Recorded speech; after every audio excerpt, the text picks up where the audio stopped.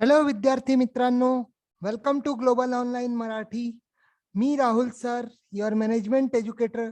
Global online वर मराठीवर आपलं हार्दिक स्वागत करतो. आय होप आपण सगळे चांगले असाल आणि जोरात आपली प्रिपरेशन सुरू असेल.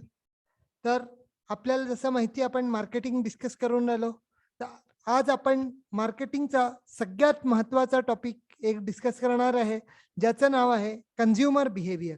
कन्झ्युमर बिहेवियर आज बद्दल आपण आज डिस्कस करणार आहे MCQ माध्यमातून.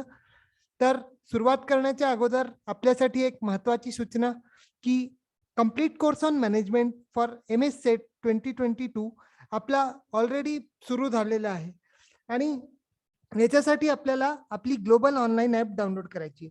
आता ग्लोबल ऑनलाईन ॲप जी आहे ही प्ले स्टोअरवर पर्यंत जायची आपली गरज नाही आहे, कारण आपलं काम मी सोपं करून दिलं आहे. डिस्क्रिप्शन मध्येच आपली लिंक गिवन आहे. हा आपल्या ॲपचा ऑफिशियल लोगो आहे आणि हीच ॲप आपल्याला डाउनलोड करायची. डाउनलोड केल्याबरोबर आणि साइन इन केल्याबरोबर जसं तुम्ही जाल तर तुम्हाला इथे महाराष्ट्र सेट MS पेपर 2 मॅनेजमेंटचा कोर्स दिसेल. तर हा कोर्स आपण परचेस करू शकता. जसं की स्टोअर सेक्शन मध्ये आपण जायचं आणि इथून हा कोर्स सिलेक्ट करायचा. सिलेक्ट केल्याबरोबर आपल्याकडे पेमेंटची ऑप्शन येईल आणि ती ॲप आपण सुरू करून घेऊ. हे पहा, हे आपल्या ॲपमध्ये सगळे कंटेंट्स आपण प्रोव्हाइड करत आहे आणि हा जर कोर्स तुम्ही घेता तर याच्यात तुम्हाला पूर्ण 10 युनिट्सचे नोट्स भेटतील, मॉक टेस्ट भेटतील, PYQ 2015 ते 21 पर्यंत भेटतील आणि फुल सिलेबसचे व्हिडिओ लेक्चर सुद्धा मिळतील. हे जर तुम्ही घेता तर याच्यासोबत तुम्हाला पेपर 1 पूर्णपणे फ्री भेटेल, बिलकुल फ्री. याच्यातही सगळ्या ह्याच फॅसिलिटीज राहतील.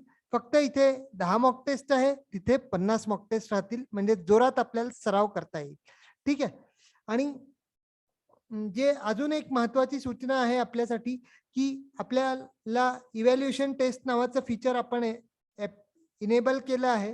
तर या आठवड्यात जी इव्हॅल्युएशन टेस्ट होईल ती स्ट्रॅटेजिक मॅनेजमेंटवर आपण ठेवणार आहे. ठीक आहे. तर हे आपल्यासाठी महत्वाची सूचना. आपल्याला बॅच बद्दल काही क्युरी असेल तर आपण खाली दिलेल्या या नंबरवर संपर्क व्हॉट्सअपच्या माध्यमातून करू शकता. चला सुरू करू आपण. तर आपला पहिला प्रश्न आहे, arrange the following steps in correct order according to consumer buying decision process. म्हणजे एक कंझ्युमर कसा आपला निर्णय घेतो, त्याची काय पद्धत असते, त्याचे आपल्याला स्टेप्स अरेंज करायचे आहे करेक्ट सिक्वेन्समध्ये. ठीक आहे. तर इथे आपल्याकडे वेगळे वेगळे ऑप्शन्स गिवन आहे. तर ऑप्शन ए नी जसं म्हटलंय problem identification, option B alternate evaluation of alternative, option C post purchase behaviour, option D purchase decision आणि ऑप्शन ई इन्फॉर्मेशन सर्च.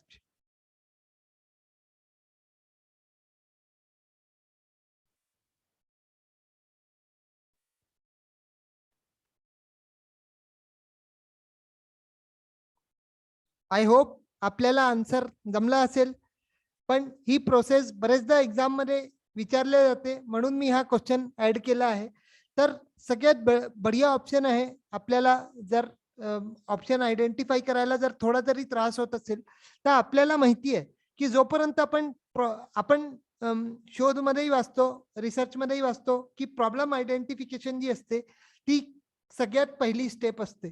तर प्रॉब्लेम आयडेंटिफिकेशन म्हणजे ए पहिला येईल, तर इथे तर ए पहिला नाहीये, इथेही ए पहिला नाहीये, म्हणजे हे दोन्ही तर कॅन्सल होऊन जातील. ठीक आहे. ए आणि बी तुमचा कॅन्सल होऊन जाईल. आता राहिले ए आणि बी. ए आणि बी मध्ये तुम्ही काय कराल की प्रॉब्लेम रिकॉग्निशन नंतर काय कराल त्याच्याबद्दल माहिती काढाल. तर ए आणि ई इथेही आहे, इथेही आहे. ठीक आहे, काही हरकत नाही. मग आपल्याला हेही माहिती आहे की सगळ्यात पहिले आपण इव्हॅल्युएट काय करू, नंतर इव्हॅल्युएट आपण करू इव्हॅल्युएशन ऑफ अल्टरनेटिव्ह करू आपण इन्फॉर्मेशन भेटल्यानंतर. तर इथेच आपला हे कटून गेला. ऑप्शन नंबर डी नी यांनी पहिले दिलाय की इव्हॅल्युएशन न करताच आपण परचेस करून घेऊ. तर हे जे आहे हे इथे कॅन्सल होऊन जाईल, ए सुद्धा कॅन्सल होऊन जाईल. तर तुमचा करेक्ट आन्सर काय निघाला, option number B. Okay. I hope आपल्याला क्वेश्चन समजला असेल की आता आपण पाहू तर आपला करेक्ट आन्सर आहे ऑप्शन नंबर बी, AEBDC. चला आता आपण ही प्रोसेस पाहू. प्रोसेसमध्ये बायर किंवा कंझ्युमर ची डिसिजन मेकिंग प्रोसेस कशी असते. How a consumer makes purchase decision, म्हणजे बायर कसा डिसिजन घेतो. तर याच्यात आपली पहिली स्टेप आहे नीड रिकग्निशन किंवा प्रॉब्लेम रिकग्निशन. आयडेंटिफिकेशन असो, रिकग्निशन असो, नीड असो किंवा प्रॉब्लेम असो, अर्थ चौघांचा एक आहे, कन्फ्यूज व्हायचं नाही. ठीक आहे.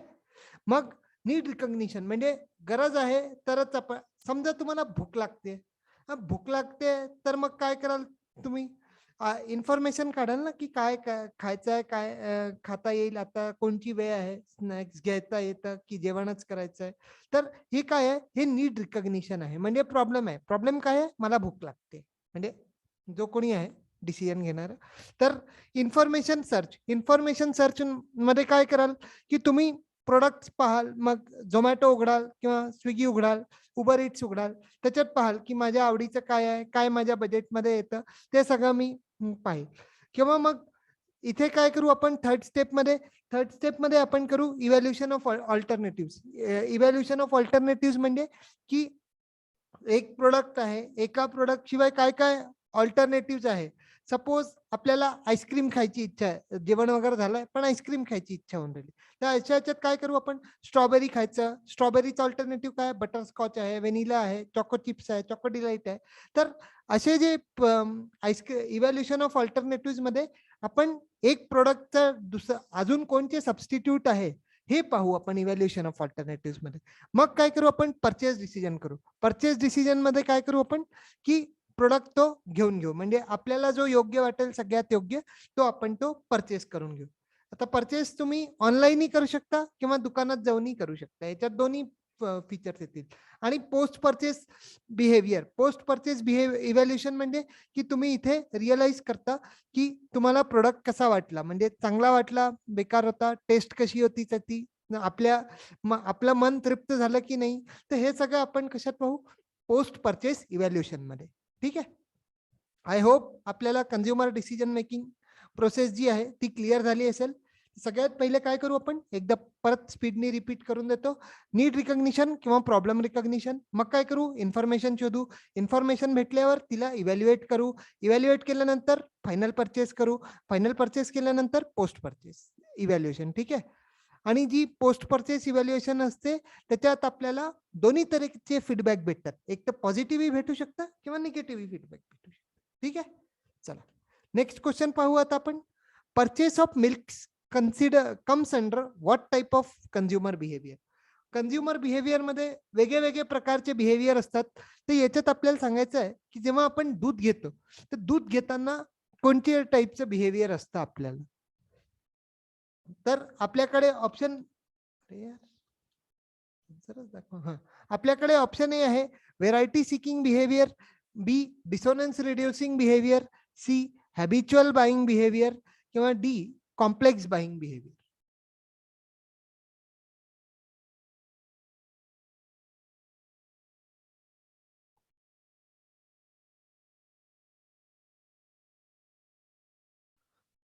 चला आता आपण डिस्कस करू ऑप्शन्स. यांनी काय विचारलंय की purchase of milk comes under what type of consumer behaviour. तर दूध घेणं आपली काय रोजचीच गोष्ट आहे ना. तर इथे आपल्याला एक शब्द दिसतो ऑप्शन सी मध्ये की that is habitual buying decision. कारण दूध तर आपल्याला रोजच लागतं, इट्स अ कॉमन थिंग. तर it will come under habitual buying decision. तर चार प्रकारचे जवळजवळ डिसिजन येतात, बाईंग बिहेवियर येतात कंझ्युमरचे. त्याला आपण बिहेवियरही म्हणतो आणि डिसिजनही म्हणतो, दोन्ही तऱ्हेने आपल्याला डिफाईन करता येतं. तर इथे दोन पॅरामीटर्स असतात, हा मॅट्रिक्स असतो आपला. तर matrix types of consumer decision और बिहेवियर. तर यांनी इथे काय होतं, जसं आपले आधी जसे मॅट्रिक्स पाहिले होते ना स्ट्रॅटेजिक मॅनेजमेंटमध्ये, Ansoff matrix, BCG matrix, 9 cell matrix. तर तसं काय आहे किंवा तो आपला ऑर्गनायझेशनल बिहेवियर मध्ये मी शिकवला होता, काय नाव त्याचं, ब्लेक अँड माउंटेनचा मॅनेजरियल ग्रीड. तर याच्यात जे आहे याच्यात यांनी दोन पॅरामीटर्स दिले आहे. एक तर कंझ्युमर कितपत इन्व्हॉल्व आहे, एक मिनिट इथे लिहितो मी, कंझ्युमरची इन्व्हॉल्वमेंट किती आहे, आणि दुसरी काय आहे की ब्रँड डिफरन्स काय आहे. ठीक आहे. हे दोन आपले पॅरामीटर्स झाले. आता इथे परत तेच हाय लो वाला आलं आणि सिग्निफिकंट डिफरन्स आहे किंवा जास्ती आहे की कमी आहे हे आलं. ते एक कॉम्प्लेक्स बाईंग बिहेवियर असतो. कॉम्प्लेक्स बाईंग बिहेवियर मध्ये काय असतं की तुमचा ब्रँड डिफरन्सेस जो आहे तो खूप जास्ती असतो आणि कंझ्युमरही भरपूर प्रमाणात इन्व्हॉल्व्ह असतो. मग आपण हॅबिच्युअल बाईंग बिहेवियर पाहू. हॅबिच्युअल बाईंग बिहेवियर मध्ये काय कंझ्युमर कमी इन्व्हॉल्व्ह असतो. कमी इन्व्हॉल्व्ह असतो आणि डिफरन्सेस जो आहे ब्रँडचा तोही खूप कमी असतो. That is few. ठीक आहे. आता आपण हा टेबल पाहू. या टेबलनी तुम्हाला खूप इझिली क्लिअर होईल. कारण याच्यासाठी मी हा मुद्दाम स्वतः तयार केला तुमच्यासाठी टेबल की यांनी आपल्याला बिलकुल एकदम क्रिस्टल क्लिअर होऊन जाईल कन्सेप्ट. तर सगळ्यात पहिले आपण लो वाले पार्ट करून घेऊ. आपल्याला दोन पॅरामीटर्स होते ना की एक तर कंझ्युमरचा इन्व्हॉल्वमेंट आणि दुसरी significant brand difference. For example habitual म्हणजे काय, जे आपले रोजचे आयटम्स आहे. तर हॅबिच्युअल मध्ये काय राहील की कंझ्युमरची इन्व्हॉल्वमेंट जी आहे ती लो राहील अगदी, आणि जो ब्रँड डिफरन्स राहील, ब्रँड डिफरन्स खूप कमी राहील, म्हणजे इट विल बी फ्यू. आणि याचं सगळ्यात चांगलं उदाहरण काय आहे, टूथपेस्ट. ठीक आहे. जसं तुमच्याकडे पेस्ट संपून गेली, समजा आज पेस्ट नाहीये, तर तुम्ही काय कराल की जाल किराणा दुकानात जाल किंवा डेली नीड्सच्या दुकानात जाल, भैया कोलगेट देना जरा. दादा कोलगेट दे बरं. नाहीये कोलगेट, नाहीये, चल एक काम कर पेप्सोडेंट देते. तो म्हणेल पेप्सोडेंटही नाही. मग काय करेल, दंतक्रांती देऊन दे. दंतक्रांती खैर बाबाजी शिवाय भेटत नाही, पण आजकाल ठेवतात म्हणा सगळे लोक. तर कोणती टूथपेस्ट आणाल, आपल्याला दात घासण्याची मतलब आहे, पण टूथपेस्टच आणायची, भलती सलती पेस्ट नाही आणायची. ठीक आहे. चल मग नंतरचा आहे आपला complex buying behaviour. Complex buying behaviour मध्ये काय होईल की कंझ्युमरचा जो इन्व्हॉल्वमेंट आहे तोही खूप जास्ती राहील आणि जो सिग्निफिकंट ब्रँड डिफरन्स आहे तो खूप जास्ती राहील. म्हणजे काय, एखादं प्रोडक्ट घ्यायचं आपल्याला, हे जे बिहेवियर आहे कॉम्प्लेक्स बाईंग बिहेवियर, हे स्पेसिफिकली अशा गोष्टींसाठी असतं की जिथे कंझ्युमर जो आहे तो नेहमी नेहमी नाही घेत त्या प्रोडक्टला, एकचदा घेतो. फॉर एक्झाम्पल आपल्याला कार घ्यायची आहे, तर कार घेताना आपण काय करू की वेगळ्या वेगळ्या गाड्या पाहू, त्यांचे फीचर्स खूप डिटेलमध्ये स्टडी करू, तर आपलं इन्व्हॉल्वमेंट पण खूप जास्ती राहील. मग ब्रँडमध्येही आपण डिफरन्स करू, कोणती घ्यायची, बाय मारुतीची घ्यायची, टाटाची घ्यायची, टोयोटाची घ्यायची. तर ह्या सगळ्या ज्या गोष्टी आहे, हे आपल्या वेगळ्या वेगळ्या ब्रँड्स, आपला जो डिफरन्स आहे ब्रँड्समध्ये अंतर, आपसाती फीचरमध्ये अंतर, तर हे जे आपण पाहत आहे, तर this is called significant brand difference. तर हे जर दोन्ही हाय असले, तर दोन्ही हाय असले तर काय होईल, कॉम्प्लेक्स बाईंग बिहेवियर राहील. ठीक आहे. याचं सगळ्यात चांगलं उदाहरण लॅपटॉप. आता लॅपटॉप घेताना आपलं काय की सपोज आपल्याला डेलचा घ्यायचा आहे, असूसचा घ्यायचा आहे किंवा HP चा वगैरे घ्यायचा आहे, तर याच्यात काय राहील की आपण सगळे फीचर्स पाहू ना, कारण दर 2 महिन्यांनी तर तुम्ही लॅपटॉप नाही घेऊ शकत. तुम्ही असं म्हणाल ना की एकदा लॅपटॉप घेतला तर मी 4-5 वर्ष तरी तो चालला पाहिजे. तर त्याच्यामुळे काय आहे की हा जो बिहेवियर राहील इथे तो खूप कॉम्प्लेक्स राहील. ठीक आहे. मग आता आपले दोन पार्ट झाले आपल्याला. एक हॅबिच्युअल पार्ट झाला ज्याच्यात दोन्ही लो आहे, म्हणजे डिफरन्सही कमी आहे आणि इन्व्हॉल्वमेंटही कमी आहे. मग कॉम्प्लेक्स मध्ये दोन्ही हाय आहे, इन्व्हॉल्वमेंटही हाय आहे आणि ब्रँड डिफरन्सही हाय आहे. ठीक आहे. मग व्हेरायटी सिकिंग मध्ये काय होतं की व्हेरायटी सिकिंग मध्ये असं होतं की कंझ्युमर जो आहे तो खूप कमी प्रमाणात इन्व्हॉल्व्ह होतो आणि जो ब्रँड डिफरन्स आहे तो हाय असतो. फॉर एक्झाम्पल याची सगळ्यात, अरे इथे एक्झाम्पल लिहायची राहिली, तर याची चांगली उदाहरण म्हणजे गॉगल. फॉर एक्झाम्पल आता उन्हाळा येत आहे, आपल्यालाही गॉगल वगैरे चांगला घ्यायचा आहे, तर आपण काय करू की गॉगल घ्यायला जायचं, तर गॉगल आपण घेऊ, समजा लेन्स कार्डच्या दुकानात गेलो, आपल्याला घ्यायचा तर गॉगल आहे, पण त्याला आपण म्हणू की दादा भैया दुसरा दिखाना, वो वाला दिखाना, ये वाला दिखाना. पण तिथे काय करू आपण, ब्रँड म्हणजे जी व्हेरायटी राहील, एकाच, समजा इथे ब्रँड डिफरन्स नाहीये, पण इथे व्हेरायटी जी राहील की ये ऐसा है, ये सनग्लासेस ऐसे हैं वगैरे वगैरे, तर हे जे आहे हे व्हेरायटी सिकिंग मध्ये येईल, कारण आपल्याला घ्यायचं तर एकच आयटम आहे ना, पण त्याचे वेगळे वेगळे प्रकार पाहून राहिलो, व्हेरायटी पाहून राहिलो आपण, तर this will come under the variety seeking behaviour. इथे काय आहे की कंझ्युमरचं इन्व्हॉल्वमेंट तर कमी आहे, पण तो ब्रँड खूप जास्ती पाहून राहिला. ठीक आहे.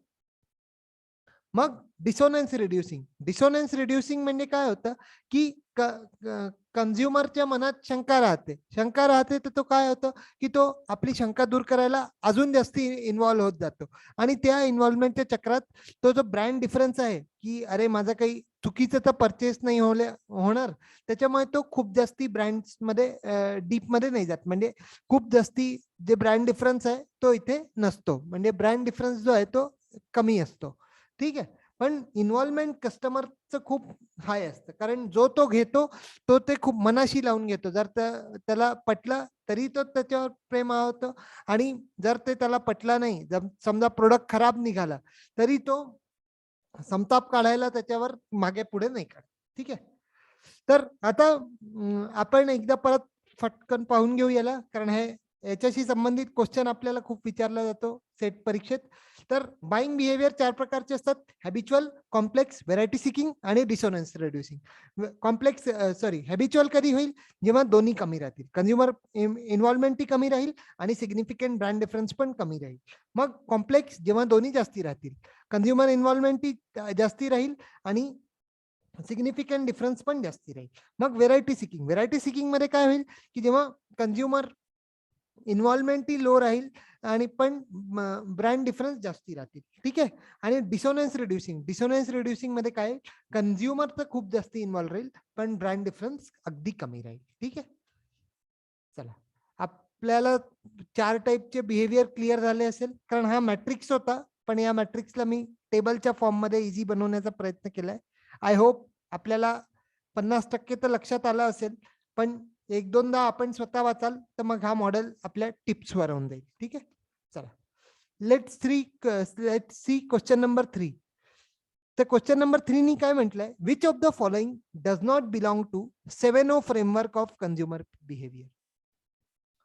कंझ्युमर बिहेवियर टॉपिक सुद्धा ब्रँड इक्विटीचा मोठा भाऊ आहे, कारण येथेही फ्रेमवर्क आहे, मॉडेल्स आहे, तर आपण स्टडी करत आहे याला. तर कंझ्युमर यांनी काय काय म्हटलंय, ऑब्जेक्टिव्ह. मग ऑप्शन बी मध्ये काय म्हटलंय, ऑर्गनायझेशन. ऑप्शन सी मध्ये आउटलेट आणि ऑप्शन डी मध्ये ऑक्युपेशन. तर याच्याबद्दल जर काही आपल्याला आयडिया असेल तर आपण उत्तर सांगू शकता, नाही तर मी आहेच, काळजी नका करू. आय होप आपल्याला जमला असेल क्वेश्चन. थोडासा बऱ्याचशा लोकांसाठी नवीन असेल हा टॉपिक, पण इम्पॉर्टंट आहे एक्झाम पॉइंट ऑफ व्ह्यूनी. तर पहिला जो आहे ऑब्जेक्टिव्ह जो आहे की कस्टमरचा उद्देश काय आहे, तर this will be come under the 7O framework. मग ऑप्शन नंबर बी आहे ऑर्गनायझेशन हा सुद्धा 7O फ्रेमवर्कचा पार्ट असतो. आउटलेट सुद्धा 7O फ्रेमवर्क मध्ये येतो, पण ऑक्युपेशन हा 7O फ्रेमवर्क मध्ये येत नाही. तर आपला करेक्ट आन्सर होईल option number D, occupation is the correct answer. ठीक आहे, आता आपण हे अरे रे रे ऑक्युपेंट येतं, ऑक्युपेशन नाही आहे. ठीक आहे, तर आपल्याकडे हा 7O फ्रेमवर्क आहे फॉर कंझ्युमर बिहेवियर. याच्यात त्यांनी 7 प्रकारचे शब्द दिले जे ओनी सुरू होतात. तर आपण इकडे पाहू आता. हु कॉन्ट्रीब्युट्स टू द मार्केट, म्हणजे जो घेणारा आहे त्याला आपण काय म्हणू, ऑक्युपंट म्हणू. एलिमेंट्स ऑफ 7O फ्रेमवर्क आहे हे. आपल्याला क्वेश्चनच्या माध्यमातून असाही मॅच द कॉलम येऊ शकतो, म्हणून हे आपण क्वेश्चन सहित याचे जे 7O आहे त्यांना लक्षात ठेवायचं. ठीक आहे, मग क्वेश्चन पॉइंट 2 काय आहे, what does the consumer buy, म्हणजे ऑब्जेक्ट, म्हणजे मार्केट मध्ये कस्टमर काय घेतोय, तर that will be called as object. मग पॉइंट 3 आहे आपला, why does the market buy, म्हणजे उद्देश काय, का बरं घेतोय तो, तर ऑब्जेक्टिव्ह. मग पॉइंट नंबर 4 आहे, हु पार्टिसिपेट्स इन बाईंग, म्हणजे कोण पार्टिसिपेट करत आहे अजून त्या परचेस मध्ये, तर दॅट विल बी ऑर्गनायझेशन. मग पॉइंट नंबर 5 जो आहे आपला, की how does the market buys, म्हणजे मार्केट कशा पद्धतीने घेतं, ऑनलाईन जाऊन घेतं की ऑर्डर घरूनच ऑर्डर करतो किंवा तिथे जाऊन फेस टू फेस इंट्रॅक्शन करून घेतो, तर दॅट विल बी ऑपरेशन्स. मग when does the market buy म्हणजे when does the market buy म्हणजे ओकेजन, म्हणजे दिवाळीत घेतो, दसऱ्यात घेतो, किंवा 15 ऑगस्ट 26 जानेवारीला घेतो, जेव्हा लग्नाचं सीझन असतं तेव्हा घेतो. तर that will come under the occasions. आणि ओकेजन नंतर काय आहे आपल्या शेवटचा, की where does the market buys म्हणजे कंझ्युमर जो आहे तो कुठून घेतो. Where does the consumer where does the market buys म्हणजे कुठून घेतो, म्हणजे आउटलेट, म्हणजे कोणत्या दुकानातनं घेतो, अमेझॉन वरून घेतो, फ्लिपकार्ट वरून घेतो, की एखाद्या रिलायन्सच्या शॉपिंग मार्ट, जिओ मार्ट मधनं घेतो, तर दॅट विल बी आउटलेट्स. ठीक आहे. तर हा आपला 7O फ्रेमवर्क आहे. तर या 7O फ्रेमवर्कला आपल्याला निमॉनिकच्या थ्रू सांगतो. तर सगळ्यात पहिले काय होतं, एक ऑर्गनायझेशन होतं. ठीक आहे. ऑर्गनायझेशनचे काय होते, उद्देश होते, जसे असतात ना नॉर्मली ऑर्गनायझेशनचे. तर ऑर्गनायझेशनचा ऑब्जेक्टिव्ह होता. ठीक आहे. ऑब्जेक्टिव्ह साठी त्यांनी काय केलं, ऑपरेशन्स परफॉर्म करणं सुरू केलं ऑर्गनायझेशननी. मग ऑर्गनायझेशननी ऑपरेशन तर काही हाताने नाही करणार ना, आणि त्याच्यासाठी काय लागले, ऑब्जेक्ट्स लागले. ठीक आहे. आणि मग ऑब्जेक्ट्स त्यांनी कुठून मागवले, आउटलेट्स वरून मागवले. कधी मागवले, ओकेजन वरून मागवले. आणि ते जे ऑर्गनायझेशन त्याचे जे ऑब्जेक्ट्स होते ते कोणी ऑक्युपाय केले, कस्टमरनी ऑक्युपाय करून घेतले. तर दॅट विल बी ऑक्युपंट. ठीक आहे. परत एकदा सांगतो, ऑर्गनायझेशनचा काय होता, ऑब्जेक्टिव्ह होता. ऑब्जेक्टिव्ह साठी त्यांनी काय केलं, ऑपरेशन सुरू केलं. ऑपरेशन सुरू करायला त्यांनी काय केलं, ऑब्जेक्टिव्ह घेतले. ऑब्जेक्टिव्ह नंतर त्यांनी ते ऑब्जेक्टिव्ह कुठून मागितले, आउटलेट वरून मागितले. कधी मागितले, दसऱ्याला मागितले. मग दसऱ्याला मागवले म्हणजे ओकेजनला मागवले. आणि ते ऑर्गनायझेशन जे होते, ते जे ऑब्जेक्ट्स आले होते त्याला काय केलं, दुसऱ्यांनी ऑक्युपाय करून घेतलं. ठीक आहे. ऑक्युपंट्स. ठीक आहे, समजलं असेल आपल्याला. चला नेक्स्ट क्वेश्चन पाहू आपण. In which of the following stages of consumer behaviour, consumer decision making process there is an occur of cognitive dissonance. म्हणजे कॉग्नेटिव्ह डिसोनन्स हे कोणत्या स्टेपमध्ये होतं, कंझ्युमर डिसिजन मेकिंगची जी आपण मागे स्टेप्स पाहिल्या, तर याच्यापैकी कोणत्या स्टेजमध्ये कॉग्नेटिव्ह डिसोनन्स होतो. तर कॉग्नेटिव्ह डिसोनन्स मध्ये आपल्याकडे पहिली स्टेप आहे प्रॉब्लेम आयडेंटिफिकेशन, दुसरी आहे evaluation of alternative, option C आहे पोस्ट परचेस बिहेवियर, आणि ऑप्शन डी आहे परचेस डिसिजन.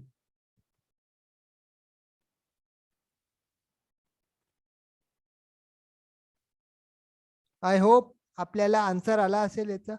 तर यांनी काय विचारलंय, की कोणती अशी स्टेज आहे की जिथे कस्टमर जो आहे कॉग्नेटिव्ह डिसोनन्सचा अनुभव करतो. कॉग्नेटिव्ह डिसोनन्स म्हणजे काय, की असमंजसची स्थिती.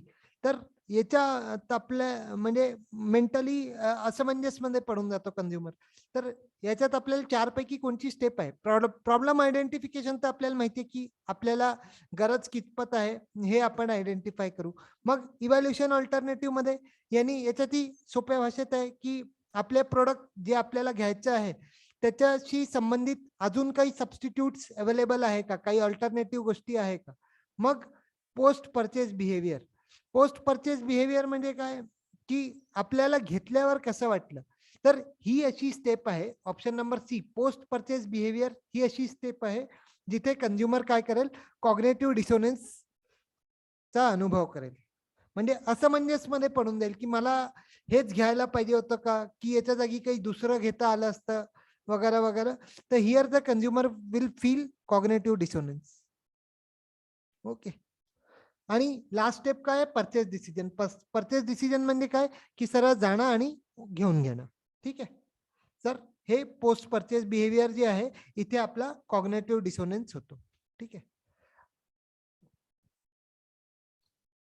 तर हा आपला पोस्ट परचेस डिसोनन्स हे काय असतं हे आपल्याला दिलं आहे. तर परचेस और कॉग्नेटिव्ह डिसोनन्स इज अ एन्झायटी और doubts about the wisdom of a purchase. म्हणजे जे आपण घेतलं त्याच्याबद्दलच आपल्या मनात शंका येतात, किंवा आपल्याला खूप एन्झायटी येते, की हेच घ्यायला पाहिजे होतं का, म्हणजे जे आपण परचेस केलं ते बरोबर केलं की नाही. मग usually for higher involvement of product, तर इथे काय होतं की इथे कंझ्युमरचं खूप जास्ती इन्व्हॉल्वमेंट होतं. कारण काय असतं, difficult to alter or reverse the decision. म्हणजे एखादी गोष्ट तुम्ही चुकीची आणली तर सगळ्या ठिकाणी तर ती परत नाही होणार ना. तर इथे दिलाय की difficult to alter or reverse the decision. म्हणजे आपला जे तुमचा जो निर्णय होता एखादी प्रोडक्टच्या ला घेण्याशी संबंधित, तो तुम्ही इथे बदलू नाही शकत. मग पॉइंट नंबर 3 काय म्हटलंय की इम्पॉर्टंट टू द कंझ्युमर. म्हणजे ही खूप महत्वाची स्टेज असते कंझ्युमरसाठी. कारण कसं होतं की एकदा जर तुमचा परचेस चुकला तर इथे तर तुमचं पैशाचं नुकसान होईल.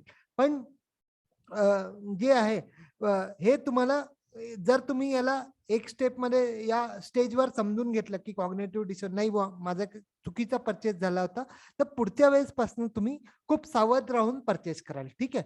आणि क्लोज चॉईसेस. कॉग्निटिव्ह डिसोनन्स मध्ये काय होतं की पुढच्या वेळी जो कंझ्युमर असतो तो सगळं छोट्या छोट्या गोष्टींना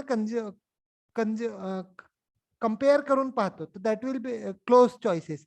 आणि क्लोज चॉईसेस म्हणजे की याच्यातही हे आहे फीचर आहे, याच्यातही हे फीचर आहे. तर हे जे गोष्टी आहे, छोट्या-छोट्या फीचर्सला पाहता पाहता कंझ्युमर जो आहे, तो हे पोस्ट डिसोनन्सचा अनुभव करू शकतो. हे म्हणजे तुझ्या फोनमध्ये 10 मेगापिक्सलचा कॅमेरा आहे, त्याच्या मध्ये 12चा आहे. तर डिफरन्स तर खूप कमी आहे ना. पण वाटू शकतं की बुवा माझ्या 12चा असता तर बरं झालं असतं. तर हे जे क्लोज चॉईसेस आहे, हे आपल्याला हे कंझ्युमर डिसोनन्स मध्ये अनुभव करतो. आणि लास्ट पॉइंट काय आहे, इंडिव्हिज्युअल कॅरेक्टरिस्टिक्स. म्हणजे आपले जे स्वतःचे डेमोग्राफिक किंवा सायकोग्राफिक कॅरेक्टरिस्टिक्स असतील त्याच्या बेसिसवर त्या लेवल पर्यंत, त्याच्यामुळे कंझ्युमर कधी कधी रॉंग डिसिजन घेतो आणि तो डिसोनन्सचा अनुभव करतो. ठीक आहे. आय होप आपल्याला कन्सेप्ट कळला असेल कॉग्नेटिव्ह डिसोनन्सचा. कॉग्नेटिव्ह म्हणजे मानसिक आणि डिसोनन्स म्हणजे असमंजस. म्हणजे हे शब्द लक्षात ठेवा. आपल्याला उत्तर मार्क करताना एक्झाम मध्ये काही प्रॉब्लेम नाही येणार की मानसिक असमंजस स्थिती उत्पन्न होते, त्यालाच आपण कॉग्नेटिव्ह डिसोनन्स म्हणतो. आणि ही आपलं जे बायर डिसिजन मेकिंग आहे, आपण जी सगळ्यात पहिला क्वेश्चन केला, तर या स्टेजच्या फक्त या पोस्ट परचेस इव्हॅल्युएशन मध्येच ती अनुभव करू. पोस्ट परचेस जो इव्हॅल्युएशन आहे किंवा पोस्ट परचेस बिहेवियर आहे, इथेच कॉग्नेटिव्ह डिसोनन्स होईल. बाकी कुठल्याही स्टेजमध्ये कॉग्नेटिव्ह डिसोनन्स होणार नाही. ठीक आहे. आता आपण क्वेश्चन नंबर 5 पाहू. Which of the following statement is incorrect. म्हणजे कोणती स्टेटमेंट याच्यापैकी चुकीची आहे. तर ऑप्शन नंबर ए मध्ये म्हटलं आहे की consumer refers different variety of similar products with low involvement. ठीक आहे. ऑप्शन नंबर बी नी काय म्हटलंय की the rise of consumer income may result in purchase of little cheap quality products. ठीक आहे. मग ऑप्शन सी नी काय म्हटलंय की consumer with patronage motivation give importance to brand preferences. आणि ऑप्शन नंबर डी नी काय म्हटलंय, नन ऑफ द अबव.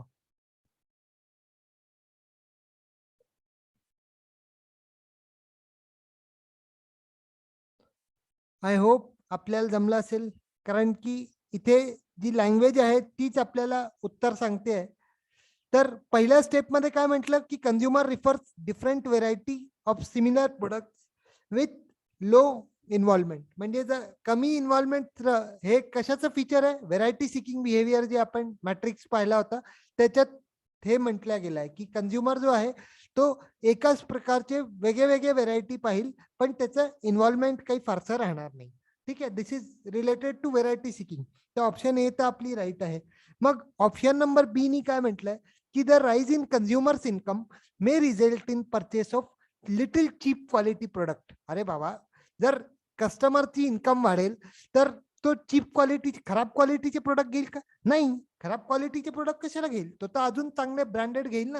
उद्या समजा, आज समजा तुम्ही हे घेत म्हणजे रिअलमी वगैरेचा फोन वापरता, उद्या तुमची लाखांमध्ये इन्कम झाली तर तुम्ही काय कराल? सरळ ऍपल वगैरे फोन घ्याल ना?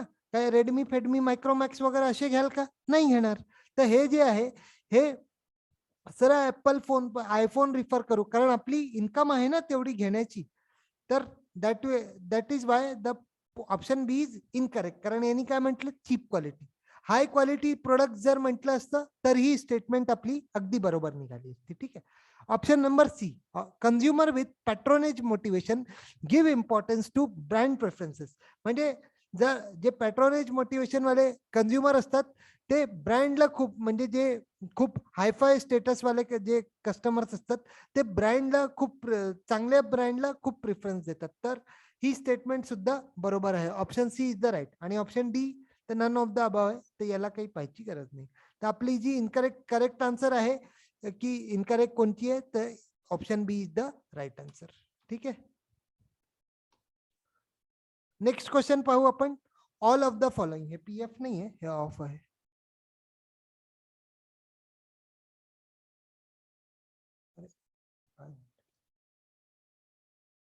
All of the following are parts of economic model of consumer behavior except dash. तर इथे काय म्हटलंय की कोणतं असं हे आहे जो या economic model of consumer behaviour मध्ये नाही आहेत. तर याच्यात आपल्याकडे ऑप्शन आहे income effect, substitution effect, variety effect आणि प्राइस इफेक्ट. इकॉनॉमिक्स जर आपण वाचलं असेल तर याचा इफेक्ट, याचं उत्तर आपण खूप इझिली देऊ शकता.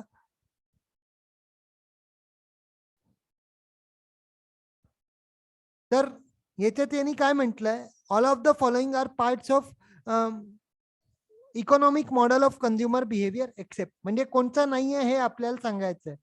तर जो economic model of consumer behaviour होता तो काय होता, तो बेसिकली जो law of diminishing marginal utility असतो की जसं जसं तुम्ही कंझ्युम करत जाल मार्जिनल युटिलिटी खाली, जसं जसं जास्ती तुम्ही कंझ्युम करत जाल मार्जिनल युटिलिटी आधी वाढेल आणि मग नंतर झिरो होऊन मग ती निगेटिव्ह होत जाईल. तर या मॉडेलवर, या अझम्पशनवर हा मॉडेल बेस आहे. तर यांनी काय म्हटलंय, याच्यात तीन गोष्टी येतात, एक इन्कम इफेक्ट, सबस्टिट्यूशन इफेक्ट आणि प्राइस इफेक्ट. तर हा जो व्हेरायटी इफेक्ट जो आहे हा कॅन्सल होऊन जाईल. Variety effect will be cancel. तर हा आपला करेक्ट ऑप्शन आहे. व्हेरायटी इफेक्ट काही येणार नाही. तर आपण आता पाहून घेऊ प्राइस इफेक्ट. प्राइस इफेक्ट म्हणजे काय की प्राइस इफेक्ट म्हणजे की एखादा प्रोडक्ट जे आहे, जसं चहा आहे, चहाचा प्राइस जर वाढला तर आपण काय करू, कॉफीकडे शिफ्ट होऊ, कारण कॉफी काय, कॉफी स्वस्त आहे. That will B price effect. मग इन्कम इफेक्ट. इन्कम इफेक्ट म्हणजे काय की इन्कम इफेक्ट म्हणजे जसं जसं आपली इन्कम वाढेल तसं तसं आपण म्हणजे नॉर्मल गुड्स कडे जाऊ, म्हणजे जे चांगल्या क्वालिटीचे गुड्स आहे ते घेणं प्रेफर करू, ना की इन्फिरियर गुड्सला घेणं प्रिफर करू. तर दॅट इज इन्कम इफेक्ट. आणि सबस्टिट्यूशन इफेक्ट म्हणजे काय की सबस्टिट्यूशन इफेक्ट म्हणजे की जसं टी कॉफीच एक्झाम्पल आहे, पण एक प्रोडक्टला आपण दुसऱ्या प्रोडक्टच्या बाबतीत सबस्टिट्यूशन म्हणून वापरू शकतो. तर this is all about economic model of consumer behaviour. ठीक आहे. आणि हे कशावर बेस्ड आहे, एल्डफर मार्शाल, मार्शालचा जो होता तो कोणता, law of diminishing marginal utility, त्याच्यावर हा बेस आहे. आणि हा जो व्हेरायटी इफेक्ट लिहिलाय हा आपल्याला मूर्ख बनवण्यासाठी लिहिलाय, याचा इथे काही काम नाहीये. तर आपला करेक्ट आन्सर आहे option number C, variety effect. ठीक आहे. ऑप्शन क्वेश्चन 7 पाहू आता आपण. Identify the incorrect pair. आपल्याला इनकरेक्ट पेअर आयडेंटिफाय करायचं आहे. तर आपल्याकडे ऑप्शन ए आहे user, final consumer of the goods. मग ऑप्शन बी आहे influencer, encourages for purchase of goods. मग ऑप्शन नंबर सी आहे initiator, makes the final purchase. आणि ऑप्शन डी आहे डिसाइडर, डिसिजन रिगार्डिंग व्हॉट, हे विच नाही आहे, what product should be purchase. ठीक आहे.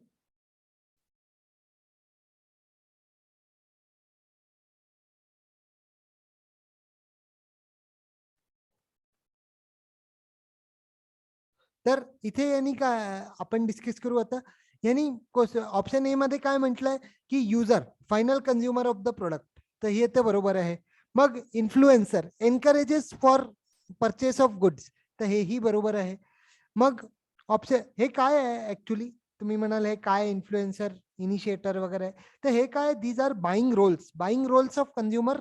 तर हे जे आहे हे याच्यात हे 5 गोष्टी येतात, तर आपल्याला इनकरेक्ट सांगायची. आता इनिशिएटर म्हणजे काय? इनिशिएटरचं यांनी काय दिलं की मेक्स द फायनल परचेस. तर हा स्टेटमेंट जो आहे हा चुकीचा आहे. कारण इनिशिएटर म्हणजे की जो असं दाखवेल की आपल्याला गरज आहे, तर तो परचेस डिसिजनला इनिशिएट करेल, पण तो फायनल परचेस नाही करणार. आणि इथे यांनी काय दिलं की मेक्स द फायनल परचेस. तर option C will be wrong. आणि option number D, decider, decision regarding what product should be purchase, तर हे पण बरोबर आहे. ठीक आहे, तर आपला करेक्ट आन्सर काय?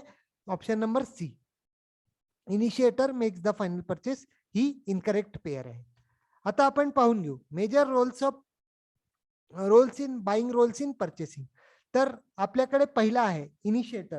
इनिशिएटर मध्ये काय आहे की suggest things buying a particular product or service. म्हणजे कोणता प्रोडक्ट घ्यायचा किंवा याच्यावर विचार किंवा याला सजेस्ट करतो. तर हा इनिशिएटरचा रोल झाला. मग influencer, advice or view carry weight in making a final buying decision. म्हणजे फायनल बाईंग डिसिजनच्या आधी तो सल्ला देतो, आपले व्ह्यूज सांगतो. म्हणजे इनडायरेक्टली तो काय करून राहिला, एनकरेज करून राहिला की हे प्रोडक्ट घ्या.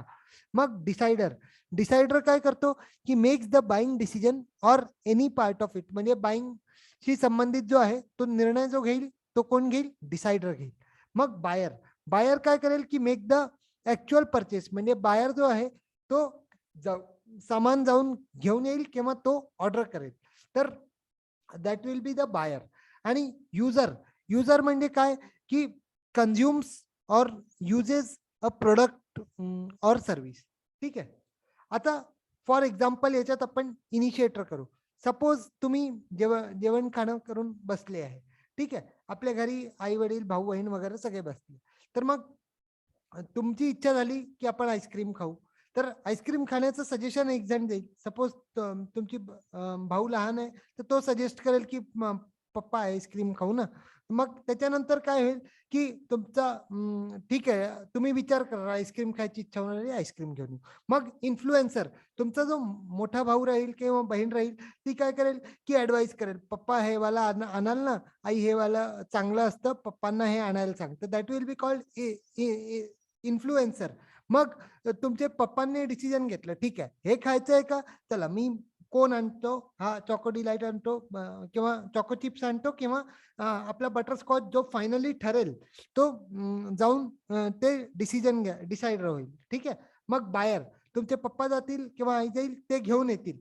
तर दॅट इज ऍक्च्युअल परचेस. कारण दुकानात तर ते गेले ना किंवा ऑनलाईन त्यांनी ऑर्डर केली. तर that will be the buyer. आणि युजर, खाल्लं कोणी? सगळ्यांनी जर खाल्लं तर all will be the user. किंवा तुमचा जो लहान भाऊ होता ज्याला ऍक्च्युअली खायचं होतं, तर he will be the final consumer or the user. ठीक आहे. तर हे 5 रोल लक्षात ठेवायचे: इनिशिएटर, इन्फ्लुएन्सर, डिसाइडर, बायर आणि युजर.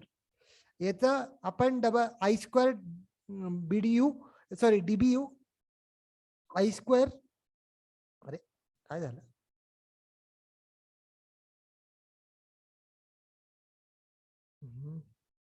काय गडबड होऊन राहिला यार पेन टाईपचं.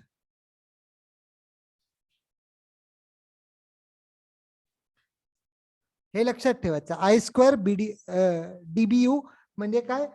इनिशिएटर, इन्फ्लुएन्सर, डिसाइडर, बायर आणि युजर. ठीक आहे. आता question number 8, which of the following element does not belong to Engel Kollat Blackwell model. ठीक आहे. तर आपल्याकडे ऑप्शन आहे. Option A problem recognition, option B choice, option C evaluation of alternative आणि option D none of the above.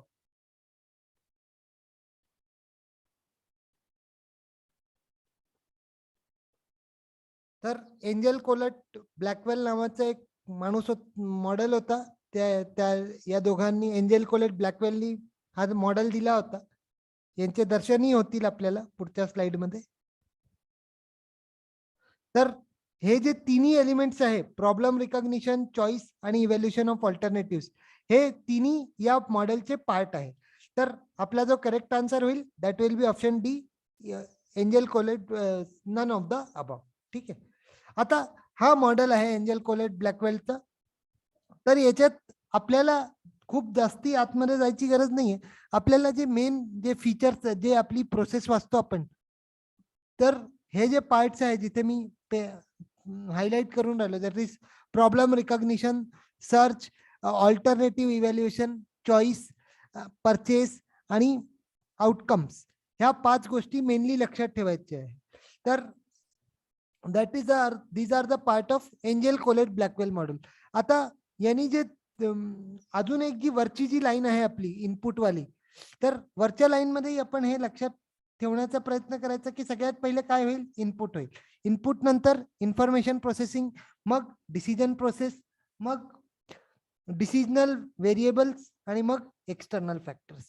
ठीक आहे. तर या ज्या हॉरिझॉन्टलची लाईन आहे सगळ्यात वरची आणि जी व्हर्टिकल लाईन आहे सेंट्रल, ज्याच्यात आपली डिसिजन मेकिंग प्रोसेस दिली आहे, तर हे 2 महत्वाच्या गोष्टी आपण लक्षात ठेवायच्या. कारण कधी कधी वर्डिंग चेंज करून आपल्याला प्रोसेसच विचारतील ते EKB प्रमाणे कोणती प्रोसेस कोण या स्टेप्सला लावा म्हणून. तर this steps should be you should learn this steps, म्हणजे हे स्टेप्स आपण पाठ करावे. तर आउटकम मध्ये आपल्या 2 महत्वाच्या गोष्टी राहतील, दॅट इज सॅटिस्फॅक्शन आणि डिससॅटिस्फॅक्शन. ठीक आहे. आय होप आपल्याला मॉडेल लक्षात आलं असेल. एक दोनदा रिव्ह्यू घ्यायचा, खूप जास्ती लोड घेण्याचं कारण नाहीये, कारण हे मॉडेल जे आहे हे जितके इम्पॉर्टंट आहे तेवढे याच्यातला, कारण बेसिक पार्टच जो विचारला जातो तो आपल्या लक्षात राहणं खूप महत्वाचं आहे. आणि सगळ्यात मोठी गोष्ट म्हणजे हे मॉडेल्स कोणते आहे, म्हणजे लेटेस्ट मॉडेल आहे, मॉडर्न मॉडेल आहे की ट्रेडिशनल मॉडेल आहे, हे सुद्धा आपल्याला माहित असणं गरजेचं आहे. तर आपल्याकडे हा जो मॉडेल आहे, this is contemporary model of consumer behaviour. ठीक आहे. आता क्वेश्चन नंबर 9 पाहू. When goods and services are purchased for use in the production or assembling of products that are sold and supplied to others are known as. म्हणजे काय म्हटलंय यांनी की जेव्हा गुड्स अँड सर्व्हिसेस जे आहे ते प्रोडक्शन मध्ये वापरण्यासाठी परचेस केल्या जातात आणि नंतर याला सप्लाय, जो फिनिश गुड असतो त्यांना सप्लाय करण्यात येतं, तर याला काय म्हणतात? याला आपण म्हणतो individual buying behaviour, business buying behaviour, consumer buying behaviour किंवा सेकंडरी बाईंग बिहेवियर.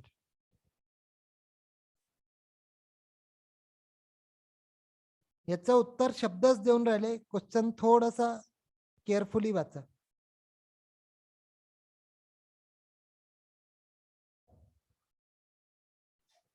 तर आपला इथे जो करेक्ट ऑप्शन्स पाहून घेऊ आपण. यांनी काय म्हटलंय क्वेश्चननी की एक जो प्रोडक्ट आणि गुड्स आणि जे सर्व्हिस आहे त्याचा घेण्यामागे उद्देश काय आहे, प्रोडक्शन करणे आणि असेंबलिंग ऑफ प्रोडक्ट्स आणि त्यांना परत विकून देणं किंवा सप्लाय करून देणं पलीकडच्यांना. तर दॅट इज व्हॉट, याला काय म्हणतात? तर आपल्याला जर कठीण जात असेल तर सगळ्यात पहिले इंडिव्हिज्युअल तर कटून जाईल, कारण इंडिव्हिज्युअल बिहेवियर मध्ये काय होईल की तो स्वतः तर पूर्ण गुड्स घेऊन प्रोडक्शन करेल असं तर काही शक्य नाहीये. तर हा कटला तर जो सी आहे कंझ्युमर बाईंग बिहेवियर हाही कटला, कारण हे मोठ्या प्रमाणात म्हटल्या गेलं आहे ना, तर हे ए आणि सी कटून जातील. मग सेकंडरी बाईंग बिहेवियर सुद्धा कॅन्सल होऊन जाईल, कारण असा काही बिहेवियर नसतो. आणि मग जो आपला एलिमिनेशन उरेल ऑप्शन नंबर बी, हा आपला राईट आन्सर होईल, बिझनेस बाईंग बिहेवियर. तर business buying behaviour is the correct answer. ठीक आहे. आता आपण पाहून घेऊ एकदा कंझ्युमर बाईंग बिहेवियर आणि ऑर्गनायझेशनल बायर्स मध्ये काय फरक असतो. तर ते कंझ्युमर बाईंग बिहेवियर असतो. कंझ्युमर बाईंग बिहेवियर काय असतो? It refers to buying behaviour of individual and household who buy goods and services for personal consumption. म्हणजे जे स्वतःपुरतच घेतात, जे इंडिव्हिज्युअल आहे किंवा परिवारचे लोक आहे, हे पर्सनल कन्झम्पशन साठी घेतात, तर याला आपण म्हणतो कंझ्युमर बायर बिहेवियर. आणि बिझनेस और ऑर्गनायझेशनल बाईंग बिहेवियर हे काय असतं की एक ऑर्गनायझेशन घेते that boys the goods and services for use in the production of other products and services that are sold, rented on or supplied to others. म्हणजे असे काही गोष्टी प्रोड्यूस किंवा असे काही सर्व्हिसेस प्रोडक्शनसाठी, त्या प्रोडक्शनसाठी हे गुड्स घेण्यात येतात, ज्याला काय करतो आपण पलीकडे विकतो किंवा भाड्याने देतो किंवा दुसऱ्यांना सप्लाय करून देतो. तर that is called as organisational buying behaviour. ठीक आहे. आय होप आपल्याला दोघांचा डिफरन्स कळला असेल. आता आपला question number 10, which of the following model is not traditional model in the consumer behaviour. आपल्याला सांगायचं आहे की कोणता मॉडेल जो आहे तो ट्रेडिशनल नाही आहे. म्हणजे हिंट म्हणून की आपल्याला सांगायचं आहे की लेटेस्ट मॉडेल कोणते आहे, आजकाल कोणते मॉडेल फेवरेबल आहे कंझ्युमर बिहेवियर मध्ये. तर आपल्याकडे ऑप्शन ए आहे economic model, B sociological model, option number C psycho analytical model आणि option D Harvard set model.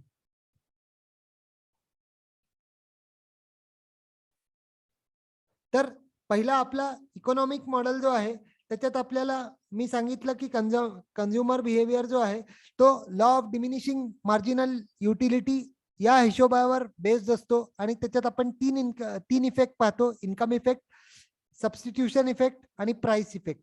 SIP लक्षात ठेवायचे, सबस्टिट्यूशन, इन्कम आणि प्राइस इफेक्ट. ठीक आहे. तर मग सोशोलॉजिकल मॉडेलनी काय म्हटलंय की सोशोलॉजिकल मॉडेलनी म्हटलंय की माणूस जसं जसं सोसायटी सोबत राहतो तर तो आपल्या सोसायटीला पाहून आपले कंझ्युमर डिसिजन्सला घेतो. तर that is called as sociological model. मग सायको अनालिटिकल मॉडेल, आपण जर माझे ऑर्गनायझेशनल बिहेवियरचे मॉडेल पाहिले असेल तर तिथे एक आपली थिओरी होती सायको अनालिटिकल, ज्याच्यात हे तीन गोष्टी होत्या, ईड, इगो आणि सुपर इगो. तर हे जे आहे हे तीन गोष्टी, जे सिगमेंट फ्रूटची जशी थिओरी होती तीच इथे बेस बनली आणि त्याला आपण कंझ्युमर बिहेवियरची रिलेट केलं की कंझ्युमरला जेव्हा जेव्हा या तीन स्टेजेसच्या थ्रू जातो, आयडी, इगो आणि सुपर इगो, तर that is called as psycho analytical model. आणि जो ऑप्शन नंबर डी आहे हे तिन्ही तर आपले ट्रेडिशनल आहे, ABC, these R traditional.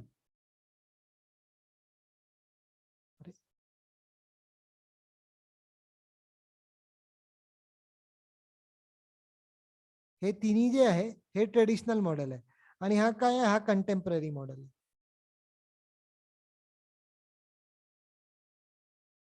Contemporary means recent, latest. Harvard set मॉडेलला अजून एक इथे महत्वाची इन्फॉर्मेशन की हार्वर्ड सेट मॉडेलला आहे जो आहे तो मशीन मॉडेल सुद्धा म्हणण्यात येतं. तर this model is also known as machine model. हे लक्षात ठेवायचं. तर आन्सर आपला आहे, आपल्याला ट्रेडिशनल कोणता नाहीये हे विचारलं होतं, तर जो हार्वर्ड सेट मॉडेल आहे तो ट्रेडिशनल मॉडेल नाहीये.